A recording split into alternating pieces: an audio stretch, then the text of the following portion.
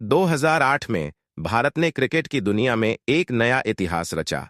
भारतीय premiere league IPL ने दुनिया भर में सनसनी मचा दी।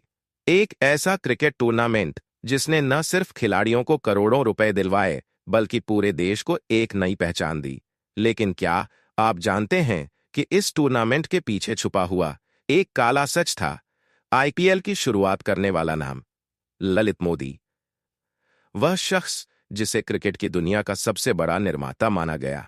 लेकिन क्या आप जानते हैं कि ललित मोदी की असली कहानी एक धोखाधड़ी, काले पैसे और भ्रष्टाचार से भरी हुई थी?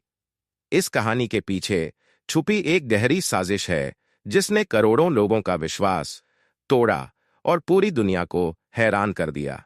आज हम आपको एक ऐसे घोटाले की कहानी सुनाएंगे जिसने भारतीय क्रिकेट और वित्तीय व्यवस्था को हिलाकर रख दिया। ललित मोदी के आईपीएल के सफर को जानने से पहले आपको जानना होगा कि उसने अपने सफर की शुरुआत कहां से की थी। लेकिन याद रखें, यह कहानी सिर्फ एक आदमी की नहीं है। यह कहानी सिर्फ एक आदमी की नहीं है। यह एक व्यवस्था, एक सिस्टम और एक देश के विश्वास की कहानी है। क्या ललित मोदी को कभी उसकी सजा मिलेगी? क्या वह भागकर लंदन में चैन की नींद सो रहा है? और क्या हम उस काले सच का सामना करने के लिए तैयार हैं? ललित मोदी का जन्म दिल्ली के एक बहुत बड़े और प्रभावशाली कारोबारी परिवार में हुआ था। उनके पिता कृष्णा कुमार मोदी, जो गॉडफ्री फिलिप्स इंडिया लिमिटेड के मालिक थे, देश के जाने माने तंबाकू व्यवसायी थे। लेकिन क्या आप जानते हैं कि ललित मोदी का रास्ता हमेशा सीधा नहीं था? ललित मोदी ने अपनी प्रारंभिक शिक्षा दिल्ली में पूरी की और फिर आगे की पढ़ाई के लिए विदेश रवाना हो गए। यह समय था जब ललित मोदी के जीवन में एक अंधेरे मोड़ आया। 1985 में जब वह विदेश में पढ़ाई कर रहे थे तो उन पर एक बेहद गंभीर आरोप लगा। आरोप था कि उन्होंने और उनके दोस्तों ने एक होटल में कोकीन की तस्करी की और एक खतरनाक झगड़े में शामिल हुए। मामला इतना बढ़ा कि ललित मोदी को कोकीन तस्करी और अपहरण के आरोप में गिरफ्तार किया गया। क्या यह एक महज संयोग था या फिर उनके जीवन का एक तरीका बन चुका था? 2 साल की सजा और फिर एक लंबी कम्युनिटी सर्विस के बाद ललित मोदी वापस भारत लौटे। लेकिन क्या यह वापसी सिर्फ एक नए जीवन की शुरुआत थी या फिर एक और बड़ी साजिश का हिस्सा? क्या ललित मोदी ने इन घटनाओं से कुछ सीखा या सिर्फ अपनी गलतियों को छुपाने का तरीका खोज लिया था? भारत लौटने के बाद ललित मोदी ने अपने परिवार के बिजनेस को ज्वाइन किया। लेकिन क्या यह कदम उन्हें संतुष्टि दे पाया?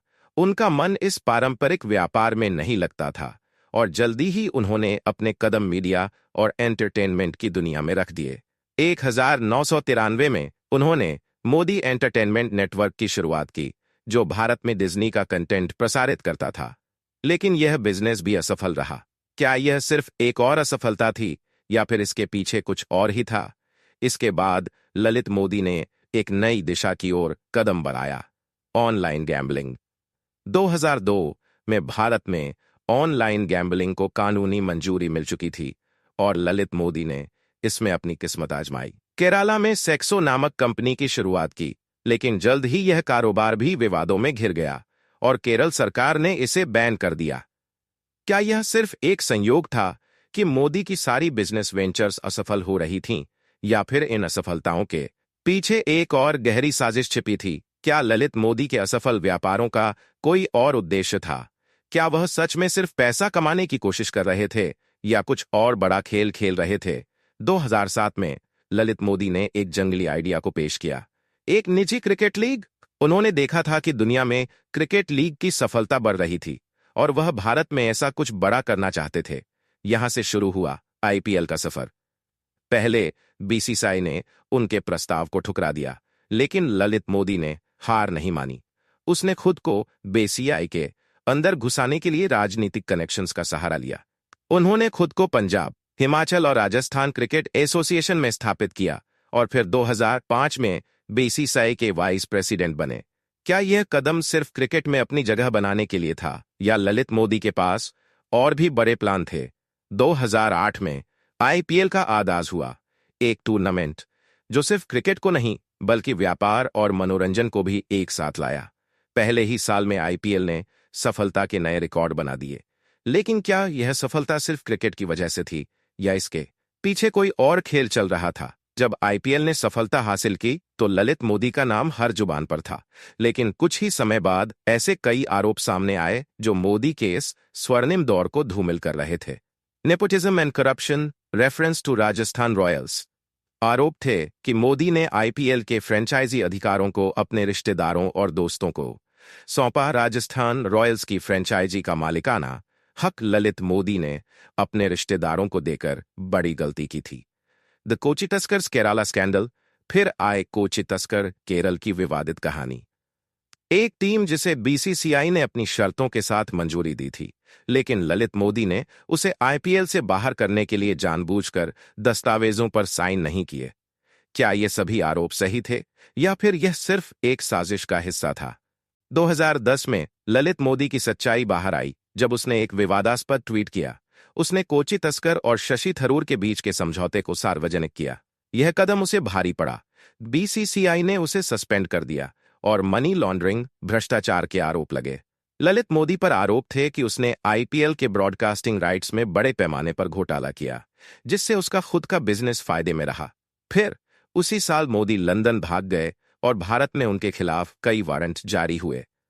क्या ललित मोदी ने अपनी जिंदगी को बचाने के लिए इतना बड़ा कदम उठाया या वह जानबूझकर कुछ छुपा रहे थे? आज ललित मोदी लंदन में आराम से अपनी जिंदगी जी रहे हैं। उनका आलीशान घर, आलीशान जिंदगी और करोड़ों की कमाई। लेकिन भारत सरकार का इंतजार कभी खत्म नहीं हुआ। क्या मोदी को कभी भारत में अपनी गलतियों की सजा मिलेगी? क्या वह खुद को बचाने में सफल हो पाएंगे या फिर उनके खिलाफ और भी काले राज खुलेंगे?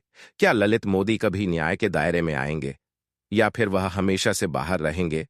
तो दोस्तों, अब आप जानते हैं कि ललित मोदी की कहानी सिर्फ एक क्रिकेट टूर्नामेंट की नहीं, बल्कि एक पूरे सिस्टम के भ्रष्टाचार की है। एक आदमी जिसने अपनी ताकत, पैसे और राजनीति से भारतीय क्रिकेट को हिलाकर रख दिया। क्या आपको लगता है कि ललित मोदी को कभी सजा मिलेगी या फिर वह हमेशा अपनी बनाई दुनिया में छिपे रहेंगे?